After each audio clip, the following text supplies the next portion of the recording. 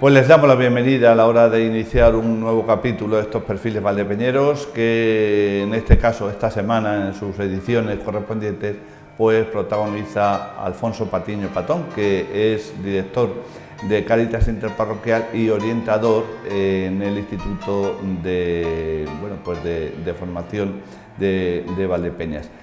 Entonces, Gregorio Prieto en este caso. Entonces, bueno, pues nos satisface mucho el encontrarnos con él y vamos a recorrer un poquito en la primera parte, pues eso, un poco su vida personal y profesional. En la segunda nos detenemos más bien en lo que representa pues esa responsabilidad al frente de Cáritas Interparroquial. Así que, por tanto, Alfonso, gracias por haber querido compartir este amplio capítulo de los perfiles valdepeñeros, esta amplia ya historia, y también gracias por atendernos y acogernos.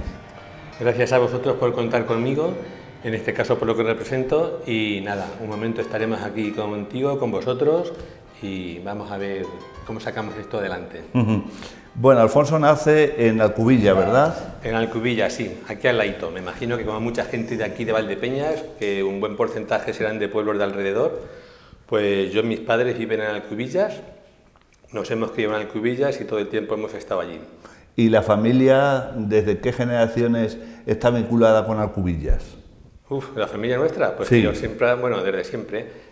Cuando era más jovencillo, en mis tiempos de estudios universitarios en el seminario, una de las asignaturas que teníamos era sociología y uno de los temas que se hacían era árbol genealógico. Entonces se me ocurrió hacer el árbol genealógico de mi casa, de mis padres, de los Patiños y de los Patones. Estuve investigando por Alcubillas, estuve investigando por Infantes, porque la familia de mi madre, los Patones, vienen de Infantes. Y pues eso, me estuve remontando por ahí y en Alcubillas, bueno, llevamos desde tiempo, aunque sí es cierto que ancestros nuestros venían en concreto de la zona de Infantes, de ahí se remontaban para atrás, en Utrera también hubo algo de movimiento, pero Alcubillas desde hace tiempo varias generaciones. Varias generaciones. Bueno, pues entonces tu familia, aunque la parte de materna, llegar a Alcubillas procedente de Villanueva de los Infantes, siempre de Alcubillas. ¿Mantienes allí, aparte de tus padres, bastante familia, Alfonso? Tengo tíos. Tengo un tío por parte de mi padre, ellos son 3 hermanos, contando a mi padre. Uno vive allí, vecino además nuestro, de nuestra casa, al lado. Otra vive en Ciudad Real, y después por parte de mi madre tenemos 2, una tía y un tío. Después tenemos otra tía, tengo aquí en Valdepeñas, otra en Madrid, pero sí, tenemos parte de familia allí. Allí todavía permanece. Bueno, y allí pasas entonces, Alfonso, tu infancia, también parte de la juventud, ¿no? Sí, allí estuve por lo menos a pie fijo hasta los 12 años, cuando se hacía entonces hasta quinto. Después los estudios de sexto, séptimo, octavo, BUP, COU, los hice en Ciudad Real, en el seminario. Entonces, en mis tiempos aquellos, estaba yo de monaguillo con el cura y era bastante normal, sobre todo en los que eran monaguillos en los pueblos, el ir a estudiar al seminario. Y durante varios años había grupos de chicos que nos íbamos al seminario. Mi hermano había estado previamente y, bueno, compañeros anteriores, de años anteriores. Así que cuando tuve los 12 años me fui al seminario. Como digo, hice los años de básica, de BUP, COU, y después continué con teología. Allí estuve otros 6 años más. Y sí, evidentemente hasta esa época estaba en Alcubillas y después estaba en el seminario, porque además no es como ahora que los chicos van pero vienen casi todos los fines de semana, aunque estudian fuera. Yo volví al pueblo pues solamente en vacaciones de Navidad, Semana Santa y por supuesto en las de verano. Y durante ese tiempo íbamos a Alcubillas, claro está, y sí, más para allá, o sea, entre Ciudad Real y Alcubillas, el resto del tiempo desde los 12 hasta los 24 o 25. Y antes de adentrarnos un poquito más en tu etapa en el seminario, ¿a qué colegio vas allí en Alcubillas? Al único centro que había, que es Nuestra Señora del Rosario, y allí estábamos. Además, en sus tiempos, quiero recordar que estábamos separados chicos y chicas, o eso me lo estoy inventando, no lo sé. Pero sí, hombre, antes era lo normal. Sí. Recuerdo además que había como un patio que separaba y dividía en 2 partes lo que era el colegio, lo cual me imagino que sí, que sería entonces así. Sí, allí estudié, pues eso, hasta quinto, con bastante más gente de la que hay ahora mismo en los pueblos, por suerte, por aquella época. ¿Y qué recuerdos tienes? A ver, de los veranos, de tus estudios allí, de las fiestas patronales y esas cosas. Pues si recuerdo algo de mi tiempo que estuve allí en Alcubillas, por una parte, cuando estaba en la escuela, me acuerdo de algunos de mis maestros, de mis profesores. Uno fue don José Vicente, que fue director, que después tuvo aquí a su hijo Sebi, era la familia y eso. Pues eso, los recuerdos, épocas aquellas donde además me acuerdo que el maestro tenía su braserillo de picón en las clases y nos mandaba a su casa por el brasero y cosillas de esas. También por aquella época se usaban las permanencias, que era después de dar las clases, porque eran mañana y tarde. Al terminar las clases, luego por la tarde, nos quedábamos una hora más en la escuela, me imagino que sería haciendo actividades propias de las tareas que se hiciesen. Pero bueno, ahí estábamos. Y muy bien. Por suerte no había tanto móvil, por tanto teníamos más tiempo para hablar entre nosotros, para jugar entre nosotros, para pasear por el pueblo, las eras, los piñones, cualquier cosilla, que en el fondo es salir, pasear, aire puro y mente despejada. Y eso, y después también, si algo recuerdo, fue a partir de precisamente de octavo, cuando ya tenía una cierta edad, hasta los 20 y tantos, que ya me independicé, digamos, del todo. Ya estaba estudiando en el seminario y cuando iba allí a la fiesta, cuando iba siempre para el pueblo, sobre todo en verano, me acuerdo que trabajaba muchísimo en el campo, lo cual tiene su ventaja porque así luego coges los libros con más ganas para estudiar. ¿Y qué hacías en el campo? Mi padre tenía carnicería y pues... O sea, vosotros tenéis el negocio de carnicería allí en Alcubillas. En Alcubillas mi padre tenía carnicería y aparte tenía 4 tierras, pues sobre todo para abastecer de alfalfa a las ovejas. Entonces con él iba en verano al matadero con mi padre, quedábamos como 2, 3 veces a la semana, 4, según si eran fiestas o no y había que matar más. Sí, según la demanda, ¿no? Íbamos allí al matadero y luego, por supuesto, la huerta. Teníamos una huerta de alfalfa, de remolacha en sus tiempos, según circunstancias, pues entonces el tener la huerta, regarla y todo eso, por supuesto. Hacer las alpacas, meterlas, sacar las basuras de las ovejas en las vacaciones siempre, cuando llegaban las navidades, coger 4 aceitunas que teníamos entre mi hermano y yo, vendimiar en alguna ocasión. Yo vendimié relativamente poco porque luego empezaba el curso y me iba al curso. Claro. Pero durante los veranos sí echamos más de una tarde al sol allí. Y por supuesto no estaba, que estuve prácticamente año entero de pastor, el verano entero. Ahí era lunes, sábado, con las ovejas de la familia, vamos, del negocio. Teníamos ovejas, las ovejas estaban estabuladas, estaban siempre en cuadra y no salían. Pero cuando llegaba el verano, entre que tenía mi padre más ovejas, porque evidentemente las compraba, las iba matando y caían el número, compraba otra vez y así. En verano, si a lo mejor compraba más, había unos pastores que sacaban las ovejas a pastar fuera. Entonces, como había más ovejas... Sí, en extensivo, ¿no? Me imagino. O las controlabas tú, o las dejabais. No, iban con el pastor. Con el pastor. Tenían los pastores con los que se juntaba mi padre, tenían su propio ganado, los sacaba todos los días a pastar por allí por el campo, iban, venían y eso.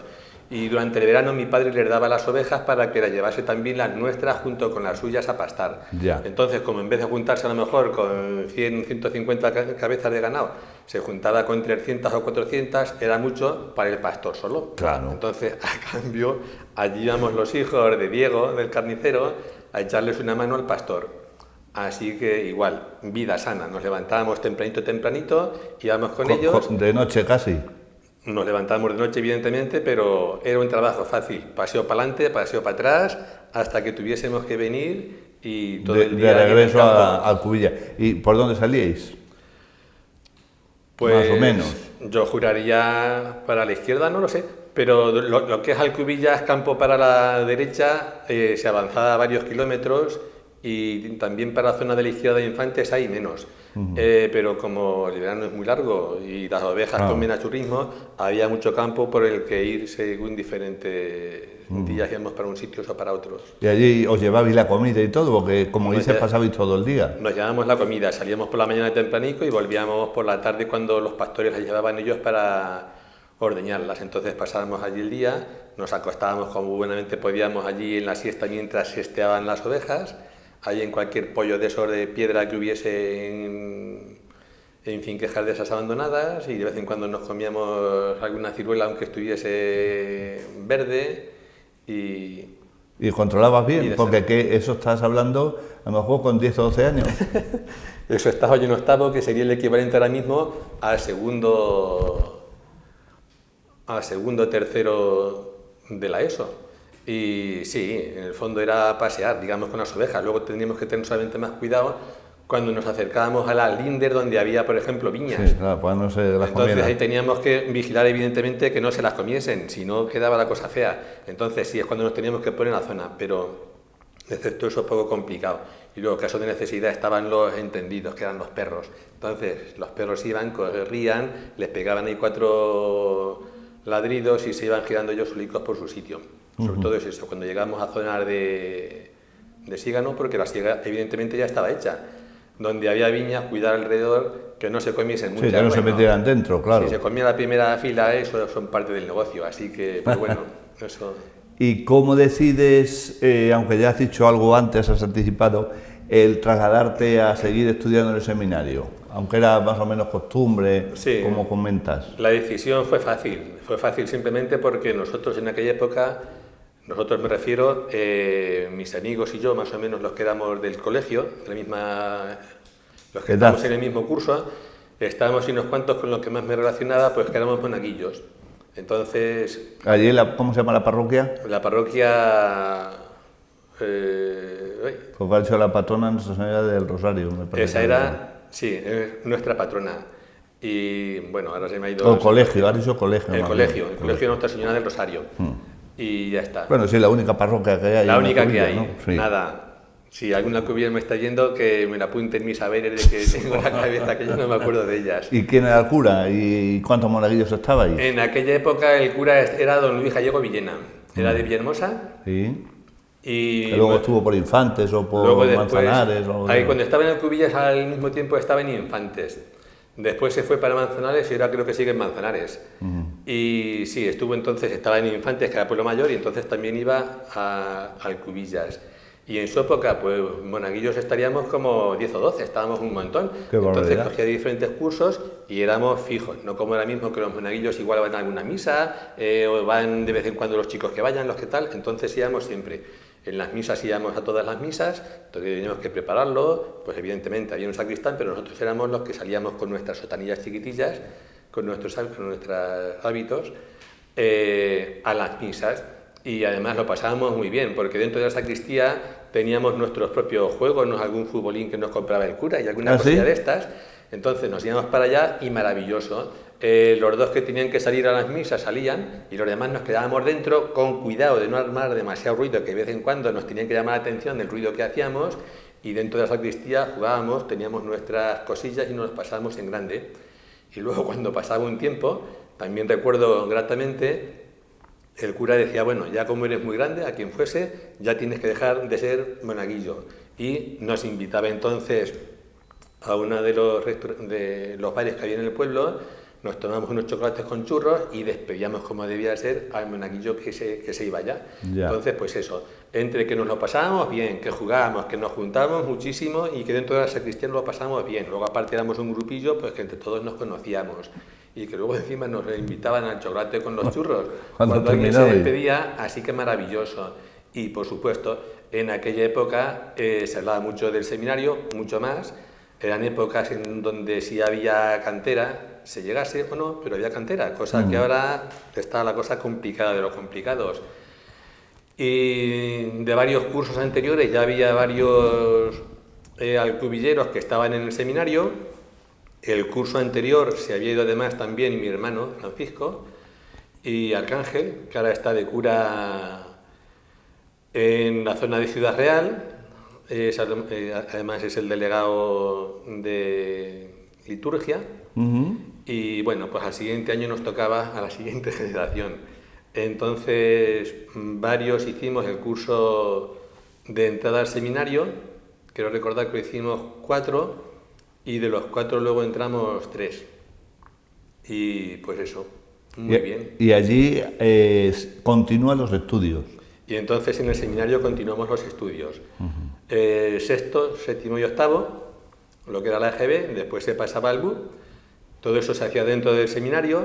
O sea, en el mismo seminario, no ibais a ningún centro. No íbamos a ningún centro. Como ahora, sí, claro, teníamos a ver profesores menos. que iban, teníamos maestros que iban y nos daban allí las clases, que daban clase donde viesen y aparte daban en el seminario, y también otras de las materias nos las daban los curas.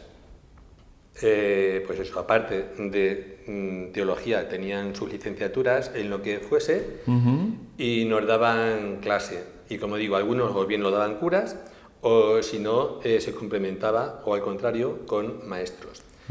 Y así hicimos sexto, séptimo, octavo, después pasamos a BUP, también estuvimos por allí y lo mismo, eran grupos numerosos, igual que ahora mismo en el seminario hay muy poquita gente entre todos los cursos que estén. Entonces, sí, entre el menor y mayor, ¿no?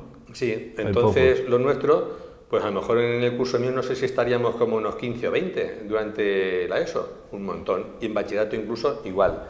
Así que muy bien, estar en un seminario, o mejor dicho, estar en cualquier tipo de internado en época de estudiante es maravilloso, maravilloso, se disfruta un montón y la verdad es que son años que recuerdo con muy grato, con conciencia muy grata. ¿Por qué se está bien? Primero, porque tienes muchos amigos. Siempre estás con tus amigos, por tanto, tienes las clases, vale, como en todos sitios, y después tienes que estudiar, como en todos sitios, pero como es mucho tiempo allí y en general existe bastante disciplina y gente que pasa por el seminario y gente disciplinada. Mi suegro, que en paz descanse, decía eso siempre, dice, la gente que va al seminario siempre tiene una especie como de disciplina especial para la vida, para los estudios y para todo. Pues eso, tienes tiempo, aparte de tus clases y después el tiempo de estudio, que lo teníamos cronometrado, ahí sí que no había dudas. De tal a tal hora, tiempo libre, de tal a tal hora estudio, de tal a tal hora merienda, de tal a tal hora... Sí, que lo tenéis reglamentado, cerrado. diríamos. Pero tienes muchísimo tiempo para estar en clase, para estudiar y después mucho tiempo para hacer actividades, deporte, juegos de casino, como yo digo, cartas, dominó, cosas de estas, pues todo el santo día jugando hasta que nos acostábamos. Entonces da mucho tiempo para todo. Para todo. Así que un tiempo... Sí, que aprovechas el tiempo. ¿Estaría de obispo don Rafael? ¿Estaba? Sí, yo cuando empecé incluso ya estaba el obispo anterior, don Juan Hervás todavía. Sí, claro, pues empezaste muy pequeño. Sí, y con él me parece que fueron 2 o 3 años. Después estuvo don Rafael, que como yo digo siempre, es mi obispo, porque es el que estuvo siempre. Y sí, y allí estuve ni más ni menos que 13 años. 13 años. Los de básica busco y después la teología completa. ¿Y con idea, Alfonso, de haberte ordenado sacerdote o qué? Por supuesto, la idea de sí, sacerdote. Si no, si alguien a lo mejor empieza con estudios y luego empieza lo que, bueno, si empieza no, a la misma vez está el discernimiento de ver si sí, si no, si llegas, no llegas. Lo normal, si alguien tiene pensado salirse, pues es como mucho cuando llega a COU. Bueno, COU es el único curso que salimos fuera, eso sí es cierto. COU, como eran estudios, que ya nos daba paso a lo que era luego la universidad, en este caso estudios universitarios, como salíamos del seminario, salíamos fuera. Íbamos a lo que se llamaba entonces el masculino. Todos los días cogíamos nuestra mochileja, íbamos andando ya masculino, dábamos clase con el resto, evidentemente, de los alumnos y alumnas que iban allí de Ciudad Real. Teníamos nuestro profesorado y luego nuestra selectividad. Entonces, como digo, si alguien tenía pensado salirse o no continuar, pues lo normal era estar hasta BUP o como mucho hasta COU. Después, evidentemente, cortaban para hacer estudios universitarios de lo que hubiesen decidido. Yo en mi caso tenía más o menos intención de ser cura y empecé teología, por tanto mi intención era ser cura. Nunca lo tuve claro del todo, pero bueno, eso entiendo que eran mis dudas, mis miedos, mis temores. Aparte soy indeciso, si no que os lo pregunten a mi mujer, cuando vamos a comprar y dice, nunca compras en la primera tienda que vas, tienes que dar 2 o 3 vueltas y luego al siguiente día vuelves. Pues aquí igual, aquí nunca tenía claro si sí, si no, si al final dar el paso o no, pero quería ser honrado por lo menos conmigo mismo y entonces terminé el tiempo para ver si tal, y llegó un momento no, terminé incluso cuando terminé me ordené de diácono, soy diácono. Por aquella época, cuando terminé entonces, algún compañero de COU, de los que hayamos estudiado juntos, de los que hayamos coincidido en el instituto, hice algunos de ellos en concreto los casé. Así que alguna boda y algún bautizo, no puede decir misa ni confesar, pero un diácono sí puede bautizar y decir la celebración del sacramento del matrimonio. Entonces, alguna boda y algún bautizo lo hice.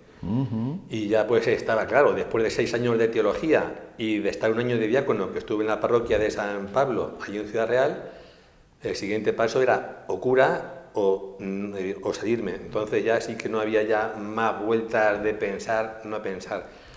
Así que después de pensar, madurar, comentarlo con mi director espiritual, que entonces era don Rafael, que era en aquella época el vicerrector del seminario y eso, pues nada, decidí entonces no colocar los hábitos porque no se había cogido. No te los habían entregado todavía. Pero sí dejarlo.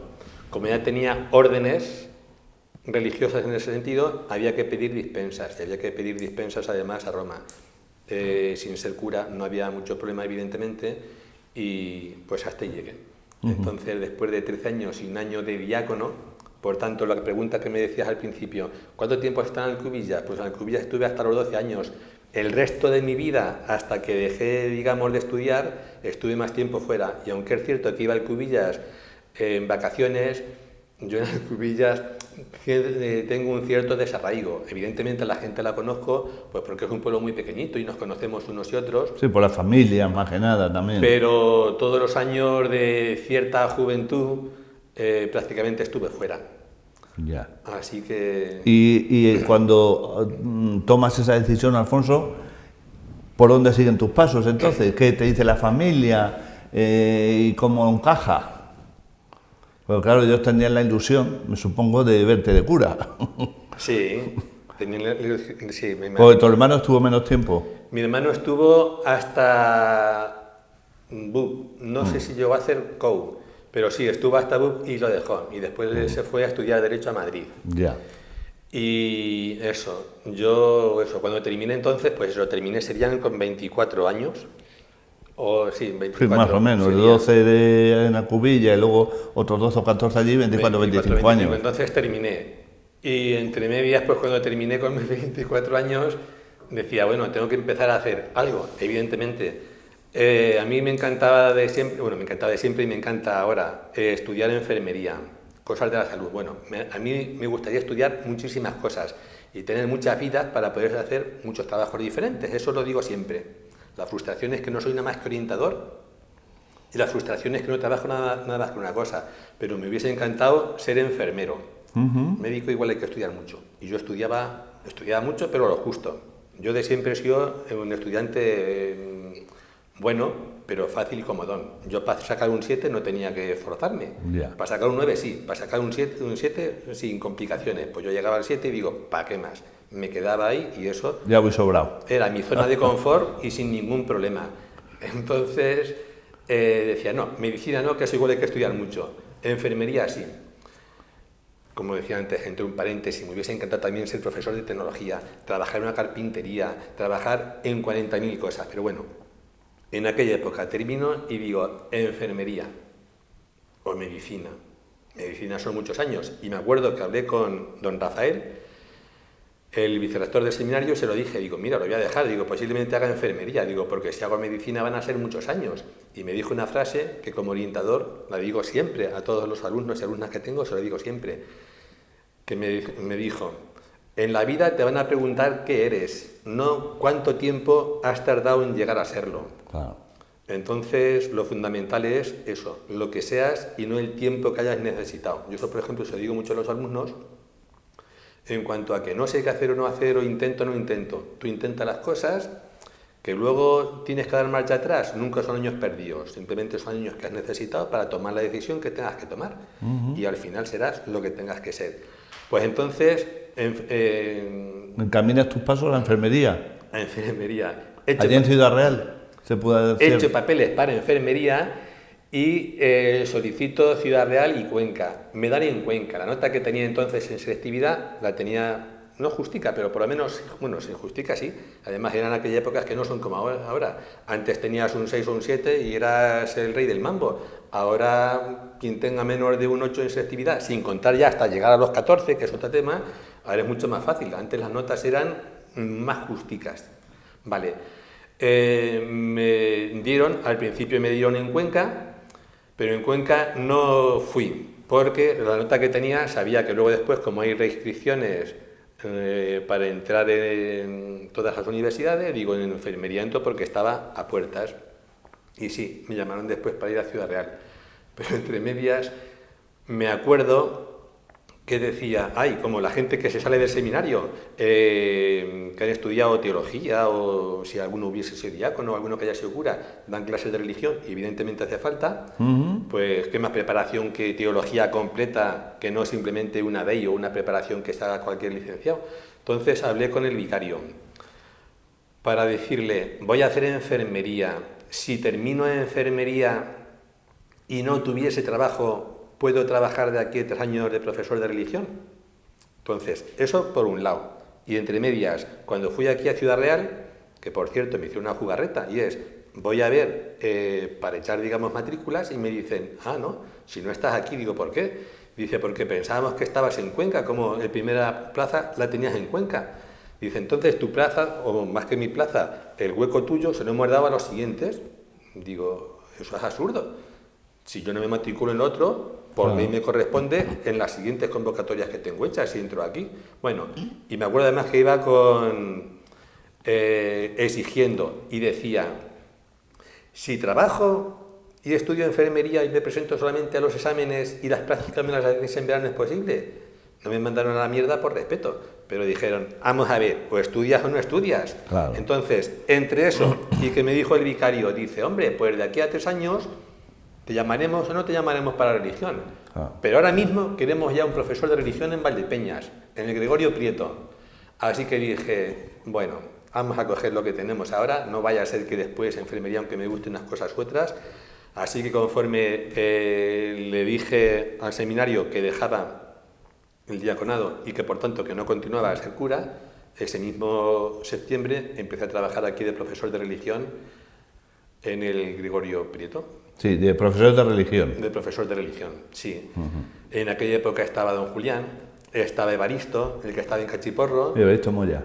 Evaristo, y también estaba Javier Ledezma. No sé si Javier Ledezma entró algún año posterior. Y también, aunque estaba en el Valbuena, estaba Paco Bravo.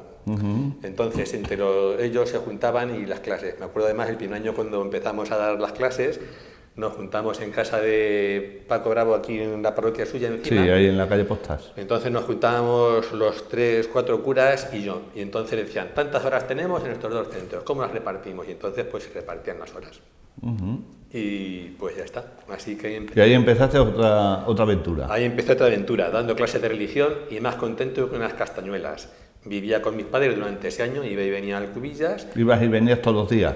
Iba y venía todos los días. Entonces, con el sueldo que tenía de profesor de profesor y viviendo en Alcubillas y eso, en la gloria bendita, en la gloria. Así que muy bien. ¿Y quién estaba director allí, Afonso? Me refiero a Gregorio Prieto. En el Gregorio Prieto yo ya llevo, ya creo que es el año 35 en el que llevo. Ahora ya he visto unos cuantos directores más, pero mis primeros 28 años de dar clase en el instituto, todos estuvo Carlos Salvador. Ya. Entonces ya en esa época estaba y como digo, hasta 28 años siempre he tenido el mismo director. Ya después hubo algún cambio, pero los primeros muchísimos años... Carlos Salvador, Pérez Bustos. ¿Y cuánto tiempo permaneces, para ir concluyendo esta primera parte de los perfiles, cuánto tiempo permaneces de profesor de religión? De profesor estuve 8 años. ¿Por qué? Porque cuando estaba de profesor de religión se supone que no tenías estabilidad. Bueno, estabilidad había. El profesorado de religión antes, ahora la situación ha cambiado desde hace 3 o 4 años, el profesorado de religión era propuesto por el ordinario es el obispo. Entonces, él proponía y el ministerio es el que te daba la plaza, ¿vale? Pero cada año tenía que proponer siempre el obispado, en teoría era así, y estar. Entre que las clases de religión eran obligatorias, no eran obligatorias, como siempre estamos con los temas estos. Y aunque tuviese cierta estabilidad, la ventaja que tenía es que mientras no cayese en rayos y centellas, sabía que tenía la plaza en el mismo sitio, ¿vale? Pero a largo plazo no sabía si eso sería muy estable, no muy estable, entonces pensé en estudiar cualquier cosa. Aunque como decía don Julián, decía, sí, no será estable, pero yo empecé cuando era jovencico, ya me he jubilado, me voy a jubilar y sigo de profesor de religión. Claro. Entonces, estabilidad había, vale, pero por si acaso siempre tienes que tener un plan B, no solamente, y sobre todo además que eres joven, estás todavía en época de estudiar, vale, está muy bien ser profesor de religión, pero si tienes algo más estable, por lo menos se ve la cosa de forma diferente. Entonces, en aquella época empecé a estudiar pedagogía en la UNED, a distancia. Me matriculé allí y estudié. La gente en la UNED dice que en general hay que ser muy disciplinado, hay que estudiar mucho, en vez de tener exámenes poquito a poquito, tienes 2 veces al año y son el libro completo que tengas, se te juntan en una semana todos los exámenes y eso, o sea, hay que ser muy disciplinado. Yo decía, yo vengo de un seminario, que me echen UNED, lo dicho, para ir en la UNED y sacar un 7 no tenía nada más que estudiar, y yo estudiar, ser disciplinado y organizarme y empezar el curso en septiembre y de ahí hasta junio ver cómo me iba a hacer el curso en las 2 partes y prepararlo para luego mis repasos y mis cosas, eso me salía solo. Entonces, mientras daba clase de religión, estudié pedagogía en la UNED. También es cierto, y hay que decirlo, que todas las tardes estudiaba, entonces no tenía hijos, y cuando tuve hijos, mi mujer, que en ese sentido me ha tenido que aguantar mucho, sí me dejaba libertad, luego yo me dedicaba a estudiar. Ella se encargaba más del niño y, digamos, de cosas de la casa, y yo me dedicaba a estudiar en la UNED. Y luego también es cierto que por la mañana en clase de religión, cuando iba, si tenía que estar mis 30 horas, y cualquier profesor no da 30 horas, da menos horas de clase, porque luego lo demás es permanencia, digamos, en el centro, pero no con clase directa. Entonces yo todo el tiempo me quedaba allí y me dedicaba a estudiar. Entonces sacaba mínimo 10 horas a la semana por la mañana, más luego aparte lo que estudiaba por las tardes. Entonces para mí fue relativamente fácil estudiar la UNED y sacarlo además con facilidad. Terminé pedagogía, me presenté a oposiciones porque digo, tendría que amortizar los estudios, ya que los he hecho, aunque tengo estabilidad, me presento a oposiciones. La ventaja de presentarse a oposiciones dando clases de religión es que no tenía presión ninguna. Aprobase o no aprobase, tenía trabajo fijo en Valdepeñas. Así que me presenté al primer examen y me olvidé, porque yo daba por hecho que iba a suspender. Entonces me presento al primer examen y me acuerdo que una compañera de San Carlos del Valle me llamó y dice, oye, hemos aprobado el primer examen, tenemos que ir al segundo. Dije, pues maravilloso. Entonces me fui al segundo examen, me presenté y lo mismo, me olvidé, daba por hecho que no había aprobado. Y quedó ahí la cosa. Y cuando pasaron 10, 12 días, digo, por curiosidad voy a llamar por teléfono a ver qué nota saqué. Y llamo y digo, oye, me presenté a las oposiciones, ¿me podéis decir qué nota fue la que sacaste? Dice, sí, ¿has aprobado? Dice, y mañana termina el plazo para pedir plaza o te quedas sin ella por no aceptarla. Y yo decía, madre mía, si me descuido hasta la pierdo. No, tú verás. Entonces, automáticamente, pues eso, ya eché los papeles correspondientes. Y entonces fue cuando hice el cambio. Pasé a los 8 años de profesor de religión a orientador. El primer año, que era lo que se hacía entonces en prácticas, estuve en el equipo de atención temprana. El equipo de atención temprana, de los equipos psicopedagógicos que había entonces, estaban los equipos psicopedagógicos, que entonces estaban en una sede y salían a los centros de primaria o de infantil, no como ahora que están dentro de los colegios. Primaria era los de centros estos, y con relación infantil se llamaba atención temprana. Y me dieron atención temprana aquí en Valdepeñas, donde ahora mismo está... ¿Allí en el Gregorio Prieto? Donde ahora mismo están las aulas de cocina de grado superior y los de jardinería abajo. O sea, empecé dando con atención temprana de orientador, pero en el mismo sitio en el que estuve los 8 años anteriores. Y al siguiente año me dieron una definitiva directamente de orientador en el Gregorio Prieto. Así que mi vida laboral ha sido un poquito aburrida en cuanto a viajes. Empecé en el Gregorio Prieto y en el Gregorio Prieto me jubilo. Así que me parece que tendrá sus ventajas. Y muy bien. Pues ahora vamos a retomar esa etapa de orientador, funciones que realizas y bueno, el tiempo que todavía te queda permanecer en el Gregorio Prieto. ¿Te parece que hagamos un breve paréntesis? Un paréntesis, que siempre habrá que merendar. Bueno, pues de inmediato estamos con todos ustedes. Esta semana el perfil Valdepeñero que les estamos ofreciendo precisamente, bueno, pues lo protagoniza Alfonso Patiño Patón, que ahora vamos a hablar en la segunda parte de su responsabilidad como director de Cáritas Interparroquial. Hasta ahora esta primera la hemos dedicado casi íntegramente al aspecto familiar, de formación y ya también profesional. Así que de inmediato volvemos.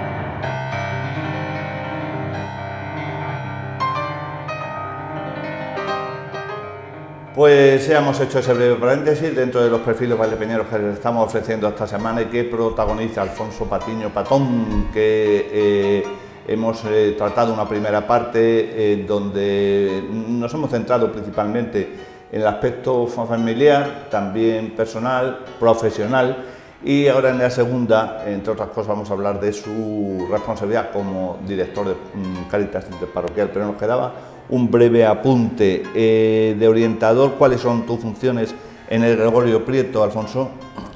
Es una buena pregunta. El año pasado, que tuvimos una especie como de fiscalización de inspección, decía que uno de los puntos que teníamos que mejorar era que no siempre las familias sabían cuáles eran las funciones del orientador. Pero claro, también tengo que decir que alguna vez le preguntaban a mi hijo, que han estado allí los dos en nuestro centro, y sus amigos le preguntaban: entonces, ¿tu padre qué es lo que hace?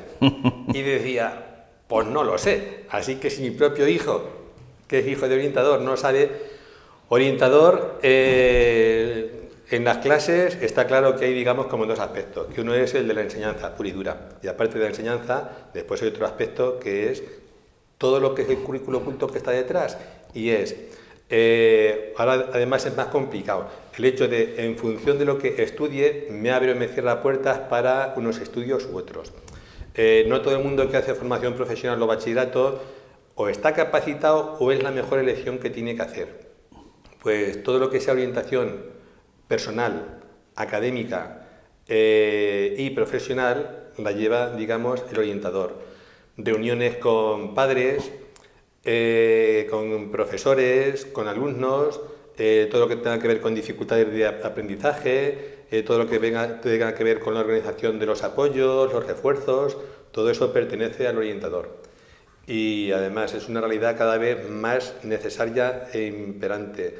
Llevamos unos años en el que cada vez son más los problemas que hay emocionales por parte de los chicos, desde conductas autolíticas a estrés, ansiedad, lo que parece difícil que chicos, y estoy hablando de chicos a lo mejor de primero, segundo, tercero de la ESO, que con 12, 13 años, que tienen edad para ser felices, y como decía mi compañera Marta, ser felices y aprender, pero bueno, ser felices como primera opción, que veas lo complicado muchas veces que se hace en la vida y los problemas emocionales que tienen son cada vez más.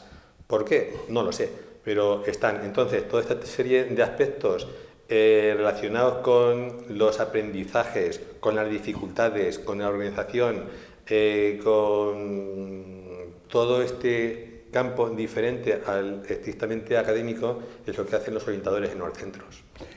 Capítulo nuevo. ¿Estás casado? ¿Tenéis 2 hijos? ¿Tu mujer es docente también? Estoy ¿Dónde casado, la conociste? Tengo 2 hijos, mi mujer es de Porzuna, llevamos casados desde el año 91 y la conocí pues estando en el seminario. Cuando estábamos en teología, los 6 años que estábamos en teología salíamos a pueblos, los fines de semana salíamos a parroquias. Sí. Además, mis 2 primeros años que salí del seminario, cuando estaba en primero y segundo de teología, estuve aquí en Valdepeñas, en concreto en Cachiporro, con José Luis. Pues uno de los años 2 años estuve en Porzuna, y entonces mi mujer era catequista y bueno, ahí la conocí. ¿te saliste del seminario por tu mujer? Que luego lo que mucha gente dice, no. La conocí entonces, ella continuó con sus estudios, yo continué con los míos, terminé, y después de haber dejado ya el seminario y de haber empezado a trabajar, después entonces en una ocasión que nos vimos, pues fue cuando empezó otra vez a empezar, pero ya no teníamos conocimiento de nosotros, nos conocíamos. Y por supuesto nos conocíamos también más a nivel un poquito más personal, en ese sentido. Y comenzaste ya una relación formal. Entonces eso, y ya está, y desde entonces estamos aquí. Y es maestra también, en concreto está en el Jesús Baeza.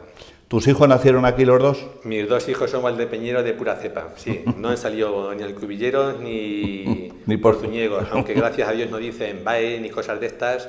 No, eso son cubillas. No dicen ciertos dejes que tenemos aquí en Valdepeñas, pero los dos son valdepeñeros. ¿Han seguido uno tus pasos, los pasos del matrimonio? No, el grande estudió medicina, ahora mismo está en Manzanares, y el pequeño hizo ADE, Administración y Dirección de Empresas, y ahora mismo está con nosotros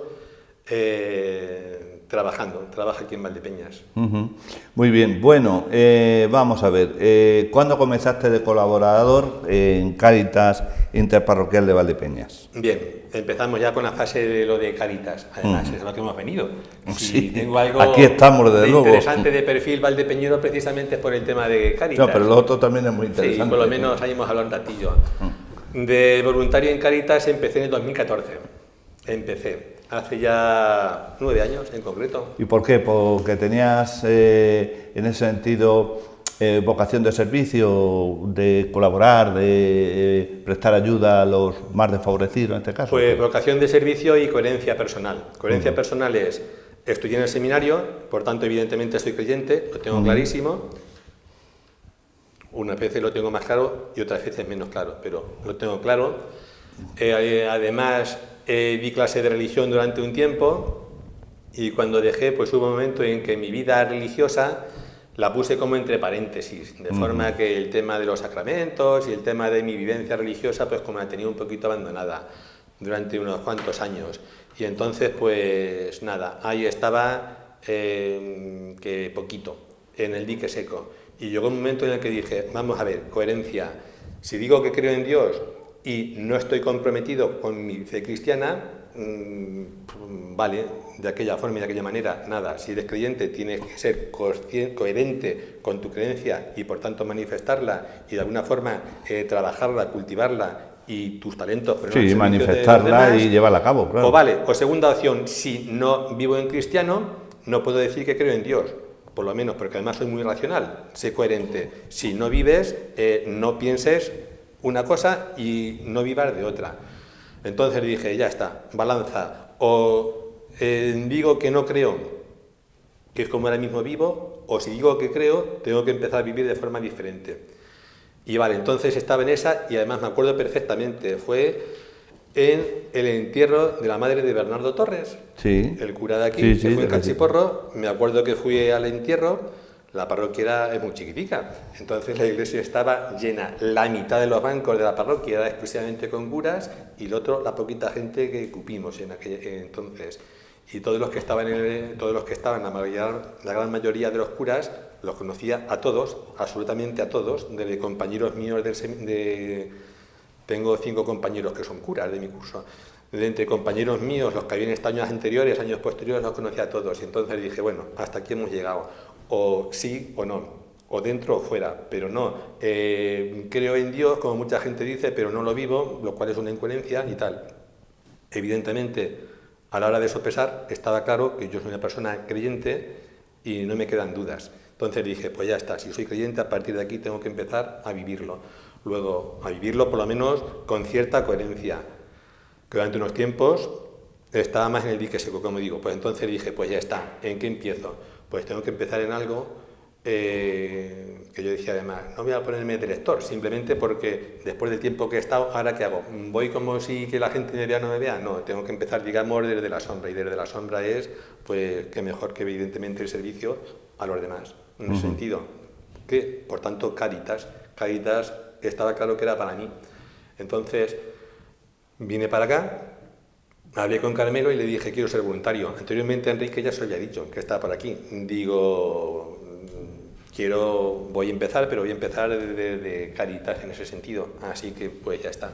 vine para acá a hablar con Carmelo y después de igual hablar largo y tendido, pues empecé de voluntario aquí en el 2014. Y en 2019 sustituyes como director a Carmelo y Medio. Y en 2019 sustituí a Carmelo y Medio.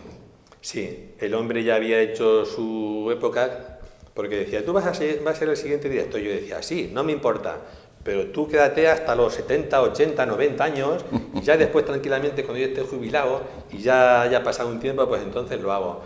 Pero no, según nuestros estatutos, el director está tanto en la Cáritas diocesana como en las interparroquiales, o en las interparroquiales. Son para 4 años. Él ya había estado en 2 legislaturas, digámoslo así, estaba en el año 9 y parece ser además que se había hecho como una auditoría interna de estas de las que se hacen tal y cual y bueno, pues se dieron cuenta que llevaba 9 años y que según estatutos no podía ser. Aunque sí es cierto que hasta anteriormente directores aquí en Cáritas han estado muchísimos años, como bien sabéis en ese sentido, pero bueno, según estatutos no se podía. Entonces, sobre la marcha, en febrero del 2019, me acuerdo que me dijeron, Carmelo lo tiene que dejar, ¿quieres dar tú el paso adelante? Y yo decía, yo quería dar el paso, pero de aquí a 7, 10, 15 años, tiene que ser ahora. Vale, pues vale, sin problemas. O sea, lo pide, porque Cáritas en el fondo sigue siendo iglesia, lo pide la iglesia, luego los pasos tenemos que darlos y está claro que director no director es no un cargo más, sino es un servicio más de los que haces dentro del programa que haces en Cáritas. ¿Y pues, ya llevas 4 años? Ya llevo 4 años, sí, los cuento porque digo, ya llevo 4 años, a ver si pasan pronto los 8 que me corresponde, y entonces para mí sería maravilloso porque dejo al siguiente o la siguiente que tenga que venir y yo me dedico, pues eso, a voluntario de a pie, que es muy cómodo. ¿Y qué cometido tiene un director de Cáritas interparroquial, en este caso en Valdepeñas? Pues un director tiene el cometido de coordinar. La palabra sería dirigir, pero yo más que dirigir me referiría a coordinar. En Cáritas hay un montón de programas, un montón de voluntarios, algunos voluntarios se conocen entre ellos en el programa que estén, luego si queréis comentamos los programas que tenemos y eso. Sí. Pero entonces, algunos conocen a los compañeros que están dentro de su programa, otros ni siquiera, otros a lo mejor conocen al compañero que está el día que él tiene que venir. Y luego también hay reuniones de coordinación entre ellos. Pues el director es el que se junta con unos, con otros, con unos, con otros, coordina uno, coordina con otros, es el que ve que se hacemos por un sitio, por tal. Al final muchas decisiones son consensuadas, pero quien tiene que llevar la voz cantante y quien tiene que arrear en el sentido positivo, pues es el director. ¿Y qué programa lleva a cabo Cáritas Interparroquial de Valdepeñas? Cáritas Interparroquial de Valdepeñas tiene un montón de programas. En concreto tenemos como 2 buques insignia, que son lo que yo digo, que es por una parte atención a familias aquí en Valdepeñas, atención y acogida. Los tenemos por zona, por parroquias. Las 5 parroquias, 4 de ellas menos el Cristo que atiende directamente en la zona de Virgen de Fátima, aunque pertenecen, digamos, a la interparroquial, porque están coordinados por nuestra misma trabajadora social, los criterios que tenemos son comunes y eso, pero ellos trabajan más independiente ahí. Las otras 4 parroquias atendemos aquí en la sede. Entonces, es atender a las familias que están aquí empadronadas en Valdepeñas, en sus necesidades. Se les escucha, se les atiende y en función de lo que luego se habla, pues se le puede dar ayuda de un tipo o de otro. Alimentos, alquileres, ropa, suministros y cosillas de estas. Pero lo fundamental, y no vuelvo a insistir porque no he dicho antes, pero no es tanto en lo que se da o no se da, que muchas veces en lo que la gente se fija, sino en la escucha, en el que la gente se sienta escuchada, que se sienta atendida, que se sienta comprendida y empatizada en lo que se pueda y luego después aparte el ayudar. Hay veces que se puede ayudar más, veces que se puede ayudar menos y veces que como con los hijos, yo a mi hijo le puedo dar lo que sea, vale, pero a lo mejor no le puedo dar todo lo que él me pida, pues porque no se educa. Y en algunas ocasiones a alguien, según los ingresos o no que tenga, o según circunstancias, sí hay que decirle no o no a todo lo que pide, porque ellos también se tienen, por supuesto, que implicar en su propio empoderamiento y en salir de su situación. Y en Cáritas algunas veces es cierto que se hace esto y siempre se controla, no es la palabra, y siempre la gente participa de su vida. pero sí es cierto que hay veces que tenemos familias como más crónicas, ¿vale? Las circunstancias son las que son, pero también se cronifican incluso hasta en la forma de ver la vida, de forma que dicen, dame la ayuda y no me cuenten más historias. No tienen más expectativas, ni algunas veces, no son casos generales, pero más expectativas de salir. Sí, de ir al día a día. Día a día. Sí. Es un programa, luego tenemos otro que es el de Sin Techo, el de Personas Sin Hogar. Ahí vendemos mañana y tarde, nosotros solamente un día por semana según qué parroquia, en donde se atiende a la familia, a las personas que vienen transeúntes, luego la época de temporeros y los transeúntes, los que van y los que vienen, y a lo mejor noches de alojamiento, servicio de duchas, comida que se da siempre, y escucharles y ver en ese sentido. Y se les ofrece siempre, si quieren, ayudarles a salir de calle. Lo que decía antes, lo fundamental no es que des una noche para dormir. Un transeúnte, una noche, ¿qué le soluciona? 365 noches tiene el año. Un día, 2 días que le des alojamiento, el resto está en la calle. Entonces, le ofrecemos, como decía Jesús, yo te ofrezco lo que tengo. Y lo que tengo es... Cáritas Diocesana tiene en varias poblaciones casas de acogida. Algunos son para transeúntes, para 1, 2, 3 noches, otros son para más tiempo, para empezar un proceso, y si alguien quiere empezar un proceso, se le ayuda a que intente salir de calle, después pasan a otro centro que tiene Cáritas y al final incluso puede salir, digamos, como insertado y con trabajo dentro de la sociedad. Entonces se les ofrecen los servicios que tenemos. Y luego tenemos otra serie de programas no tan a lo mejor punteros como puede ser el de contabilidad, empecemos por ahí, que es la que menos se ve, el llevar las cuentas. Todo tiene que estar súper claro, todas las cuentas luego después hacen el año auditoría, aparte del ayuntamiento por las subvenciones que nos da, de la nacional se hacen auditorías y eso luego tiene que estar todo súper transparente, todo lo que se haga.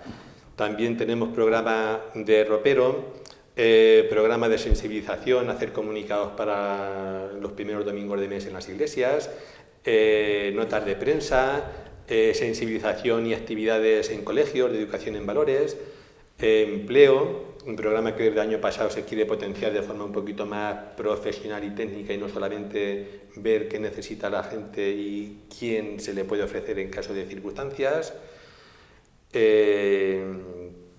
y posiblemente alguno que me deje por ahí. Entonces esos son los principales programas que tenemos y como digo, el director es el que de alguna forma está pendiente de todos ellos.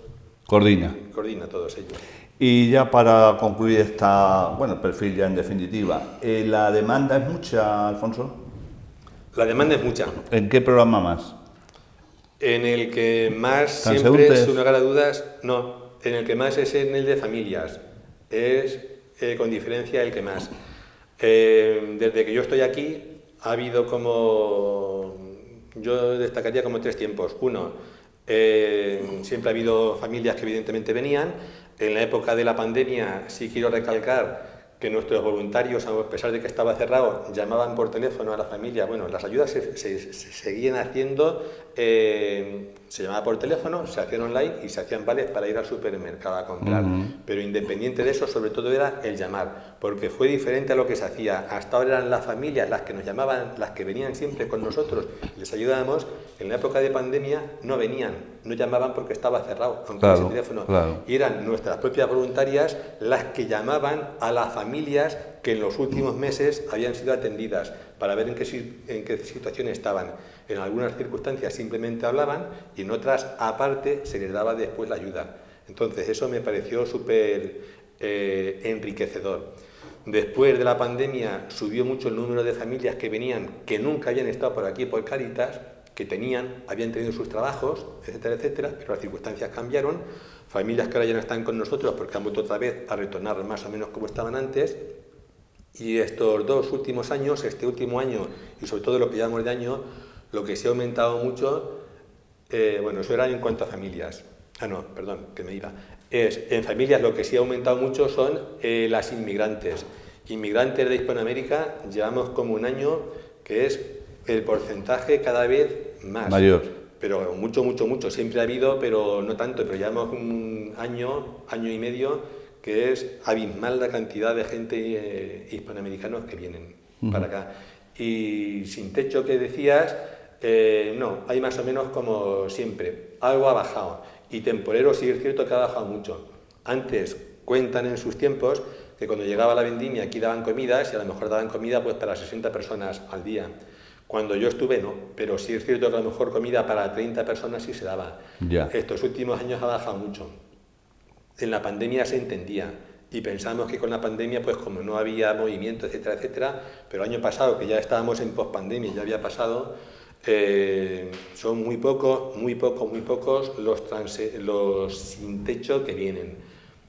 Que está muy mecanizado la vendimia y cada vez hay menos y cosas de estas, me imagino que eso habrá influido, entre otras muchas cosas. Totalmente. Y ya concluimos. Alfonso, ¿cuántos voluntarios y voluntarias están prestando servicio en Cáritas Valdepeñas? A ver, los haylos, muchos.